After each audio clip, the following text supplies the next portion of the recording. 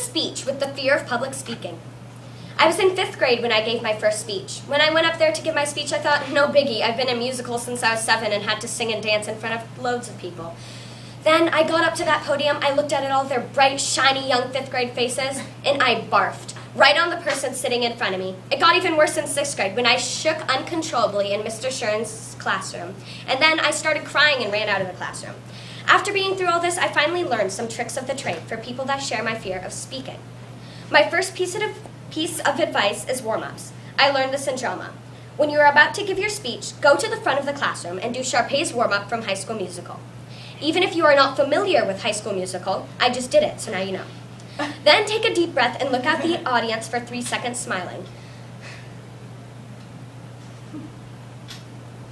This may feel uncomfortable and embarrassing and awkward, which it is. But it's so helpful in so many ways. It gets you comfortable with the space you're working with, and you feel more relaxed after you do this, like no one's gonna shoot you. Also, make sure that you're not gonna tighten up your legs, because then you'll fall backwards. Once you do Sharpay's warm-up in front of the classroom, you shouldn't be scared to do a speech, because how much more embarrassing could it get unless you're talking about something really uncomfortable like social issues. But face it, doing High School Musical warm-ups can't be beat. They obviously know what they're doing. I'm sure many people have said, imagine everyone in their underwear and it will be less scary. But what a lie. Imagining people in their underwear is not only creepy, but nerve-wracking. Taking all that brain power to try and imagine an audience member in the underwear will distract you from your speech. After you properly warmed up, you should locate 4 people throughout the room that you're comfortable looking at and you're not scared. This way, if someone else smiles, if one of your 4 people smiles, you can look at someone else. And each time you look at somebody, they should be bored, because you don't want to look at somebody that's happy. That will distract you from your speech and you'll get confused and stop talking. The next thing to do is be aware of your knees. I speak from experience when I say if you get in front of the class and buck your knees, you'll fall on your face and get a bloody nose. That is a bad way to start off a speech. Instead, keep your knees bent, but not in a squat position, because that would look strange. After, you always remember your knees, focus on nervous fidgets. People with fear of public speaking tend to sway or jump or just fidget like I noticed I've been doing it, like swaying back and forth.